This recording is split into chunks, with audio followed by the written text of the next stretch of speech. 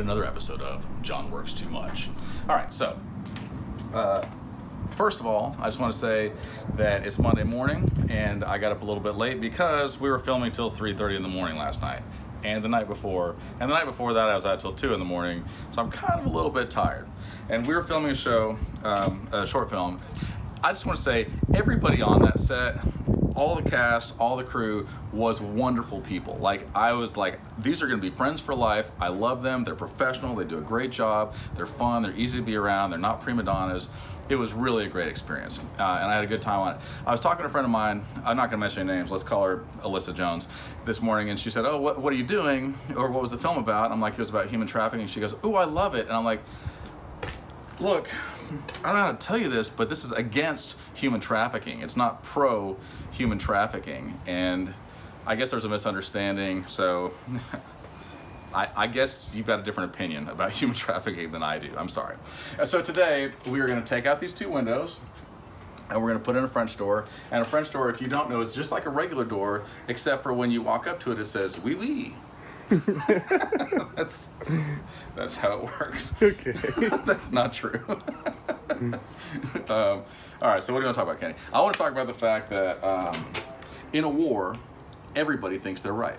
The people on one side think they're right, the people on the other side think they're right. They're like, "Oh, look at those horrible people." And you're like, "You do the exact same thing. You're attacking people that do the exact same thing as you do." Yeah. And, you know, in a war, that's like a global thing. That's, you know, like a country against a country or whatever, a part of a country against another part of a country. But it's the same thing with small arguments, with petty arguments. Like, I think I'm right and you think you're right, and we just can't come to agreement, so we're going to get violent, start hurting each other until it escalates into something bad. You got what I'm saying? Yeah, so would you say that, you know, everybody's probably born with their own ideologies and that in different parts of the world, in different cultures, ideologies just flat out do not get along with other ideologies? I would say that that's part of it. I think that most conflict in life comes from the fact that somebody's hungry, somebody's tired, or somebody has to poop. Yeah. And they just don't know how to deal with it, and they have too much pride to just say, "Look, I'm sorry," or "I forgive you," and I'm going to absorb. So here's, okay. Let's say that I say something mean to you, right? Right. Your initial response is going to be, say something mean back to me. Probably a little bit worse. Be like, "That hurt, and this is how it feels." Right? Well, then maybe it escalates, and I decide I'm going to punch you. And you're like, "Oh, yeah? Well, I'm going to punch you twice." Well, then you beat me up real bad, and I'm like, "Oh, yeah? Well, I can't beat you up, but I'm going to go get my brother." And then we both come, and we both beat you up. And you're like, "Oh, yeah? Well, I'm going to get me and my cousins or whatever." And then you're going to beat us up. And this escalates until finally you got World War III. Because at no point, once it started, can anybody go, "This feels like it's enough," right? Until somebody on one side or the other absorbs the blow and doesn't strike back and says, "I forgive you, and I'm sorry for what I did, and I'm just going to settle down, and I'm going to take the next hit," and that's that. And then you can have peace. That sounds a lot like how you get over generational curses and stuff like that too. It really is. So let's talk about generational curses. In the Bible, it says that if you disobey the Lord, He will curse you down to the third and fourth generation. That means that, and you see this a lot, right? You see a child that was abused sexually or physically, and they grow up and they abuse their children sexually or physically. And that's horrible, right? You see parents that smoke and they have kids that smoke. You have parents that are drug addicts or they drink a lot, and then they have kids that, you know, these problems just pass themselves down, and the kids don't know any different. And, you know, you could say, well, whatever, but that's what they were born and bred into, right? So 3 or 4 generations down, unless we stop that, unless we stand in the gap and we say, "I recognize these patterns, and I recognize that I am susceptible to these patterns, that I have an inclination towards doing this thing, and it's wrong, and I'm not going to do it anymore, and I will stop against the flow, and I will do whatever in the world I need to do to not be that person. I'm going to be different," and from here on, it changes. Because the other part of that is it says that the Lord will curse you down to the 3rd and 4th generation, but then it says, "But he who does my will, I will bless them down to the 1,000th generation." 1,000 generations down, which I'm pretty sure at this point is going to be like, well, it's one generation because the world's about to end. But nevertheless, good lesson in life is to absorb the blow, forgive people, and stop those generational curses and love people, which is easier said than done. But anyway, we're gonna take these windows out, put in a French door. It should be a pretty short episode, probably a pretty short day. I'm hoping to get some rest. And Yeah. Kenny got rest yesterday. What was that like? It was weird. I felt bad. It was like what do they call that? Stockholm syndrome. right? Like where you're so used to like suffering and working hard all the time. Once you find a moment of comfort and rest and relaxation, you're like, this is weird. I can't be like this. I've got to do something. Back to the battle. Yeah, back to the battle. Here we are. And we're right, you're wrong. The end. All right. All right, love you too. Hello there. So, as you can see, we've taken these two windows out, and I just want you guys to know that I want to be remembered for my generosity. So, we've got this pile of brick here that we're willing to give away for free. Or we can do 7 easy payments of $999.98. We can also deliver this brick and these broken windows right here. By the way, this is a one-time only offer. You can have these windows for $5,000 a piece, or we can deliver them for free.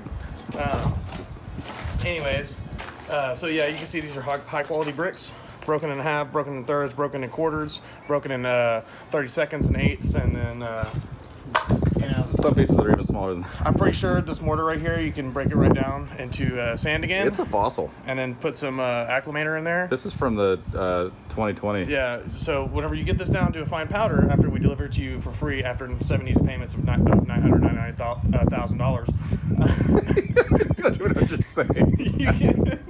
Easy for you to say, Kenny. Quite the salesman, sir. Then you can crush this into powder and reuse it for hair gel. So That makes sense. So everybody reach out. We just remember, I want to be remembered for my generosity. And so yeah, hit me up if you want some of this free stuff for 7 easy payments of $1 million a piece. At least you're consistent. Hey there. So as you can clearly tell, we've cut this hole out, we took the windows out, and now we are all about recycling. Kenny advertised at the last video, which was probably 12 minutes ago, that we were giving away this brick for free with the easy payments of it increased every single time, and the windows, and somebody already came and got them, and they paid us in full. It's like winning the lottery. Anyway, that's not important. So I realized that a lot of people don't know how to take nails out of boards. We recycle all the time, and that means that we reuse the same thing. We don't send it up to a recycle plant, we just like reuse it. So people don't know how to take the nails out of things, and I want to show you. So first of all, I see a lot of people hold a hammer like this. That's horrible. You don't get any leverage, right? You hold it down at the bottom, then you get some real leverage. But to take nails out is pretty simple, right? Those are sheetrock nails, so that's gonna come out easy. That's easy cheesy stuff. Go slower so people can see what's actually happening. Oh, sorry, that head came off, so then go sideways and pull it out like that. And there you go. So there's, yeah, that happens a lot. So if you come sideways, a lot of times you can get it out. Looks like this one's gonna bite me, but it didn't. Okay, so if there's a longer nail, see how that's longer? You wanna get up on close on that? You wanna tap this side through, right? So that you can get to the other side. So, check it. You up on it, you good? Try not to hit like you're a stupid monkey. Okay, so if you go sideways like this and get leverage, it comes right out, pretty easy. So, the other thing is that happens a lot is you get these kind of nails and you're like, how do I get that out? That's a mess. Well, let me show you. First, you want to straighten it, right? As much as possible, within reason. And then pound it through. And then come to the other side, grab it from the side, and then you're good to go. So I'll do it again, just so you can kind of see. You want to straighten that sucker out, which that's not really straight. This is harder in front of a camera. I just want you guys to know I mess up a lot on camera when I don't in real life because I'm trying to show you guys how to do this.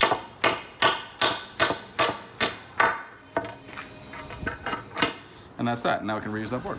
So there's also a little garbage like this. And we're gonna have some, what are we having for lunch today, Kenny? We're having a large pepperoni pizza with some not Mountain Dew, what did I say, root beer. Well, that's what Kenny wants you to think because he wants you to think we're unhealthy people. But the truth is we're gonna have a nice kale smoothie, and we're also gonna have some spinach salad, and it's gonna be very refreshing and filling. And we'll have diet water with that. Okay. That's not true. We're gonna be eating like pigs. Oh, hey there. So, you can probably tell that we took roughly no time at all. I don't know, what was it, Kenny? 27 minutes and 27 like minutes. 47 seconds, something like that. And some change. Keep the change, it's fine. We'll just call it 28 minutes. Anyway, we obviously took out the two windows, we took out the brick at the bottom, and we got everything cut out. We moved wiring as we needed to. We framed it back up. We put our French door in, and now, it works. It's beautiful. So we've trimmed this. We have to go get some more trim. We spray foamed it. So it's important when you put in a door or window that you insulate everything and then that you seal it up. So the spray foam is expanding foam. It's called Great Stuff.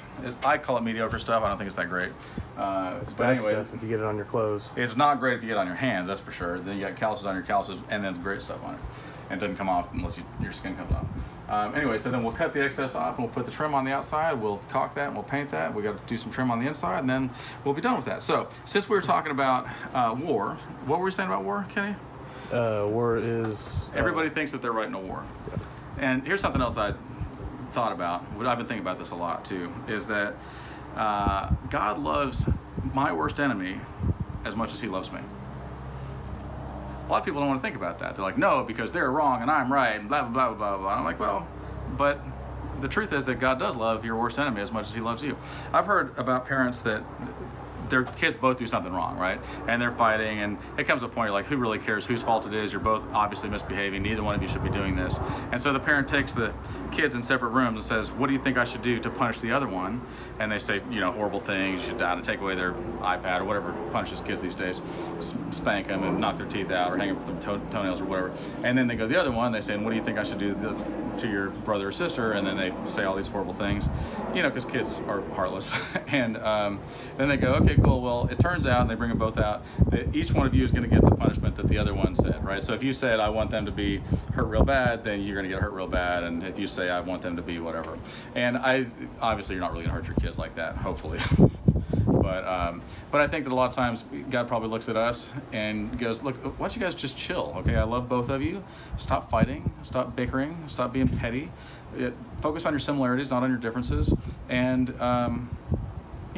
love each other and just live your life rather than, we waste so much energy hating each other. Like our political, and I hate politics. I mean, I think everybody knows that. I don't watch the news.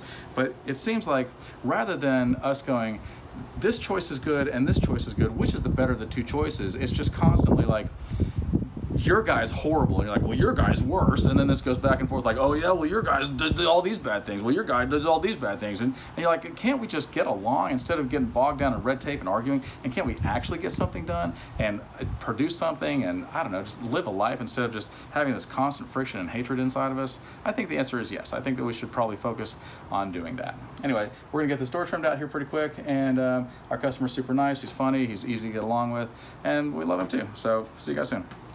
Did you paint this with chocolate pudding instead of paint? I sure did. Oh, it's delicious. Yeah, I bet. Yeah, it's really good. So we got the French door in, and this one has a sliding screen door, which is nice. And then obviously the door opens and closes, which is nice.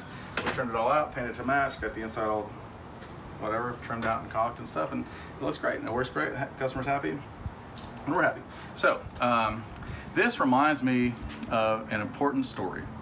Imagine that a man had two sons, and he told both of them, go out and work in the field. And the first one goes, Dad, I'm on my way. I'm gonna do it. I love you, and I'm gonna go work for you. And it's like, thank you, son. And the next one's like, absolutely not. Go screw yourself. I'm not gonna do it. And he's like, not very nice. But as the day went by, the first son was like, I don't really feel like it. And so he just didn't do anything. And then the second son was like, I really feel bad about that. I shouldn't have said that to my dad. And he went out and worked in the field. So which one of those two did what their father told them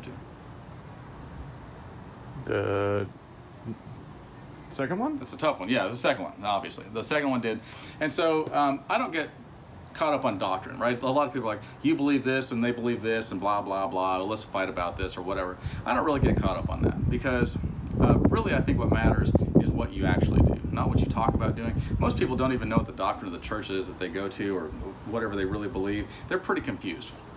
So what really matters is what you actually do. I used to own Dream World Music Complex, and we had a lot of death metal shows out there. And there was this guy named Wicked Willie, and he used to come out all the time, and he had like devil horns and tattoos all over his face, and people were all scared of him and stuff. And I just wasn't. I was like, he's just a person, whatever. And so one day there's this kid, and he was trying to get in, and he kept trying to bum money from everybody, and kept trying to get me to let him in for free. And finally, Willie looks over, and he gives me money, and he goes, that's for the kid over there. And my brother River goes, that's a pretty Christian thing you just did there, Willie. And he's like, shut up, man. So sometimes, even though you're trying real hard to be mean, hardcore, nasty person, the light shines through. And I think that's a beautiful thing. And sometimes you think that you're doing the right thing and maybe not so much. And maybe you ought to reevaluate some things. But these guys are happy. We're happy. Anything else you want to add? Okay. No, man. I think that's a good way to wrap it up. Yeah. All right. Cool. Well, we'll see you guys tomorrow. Love you. Bye.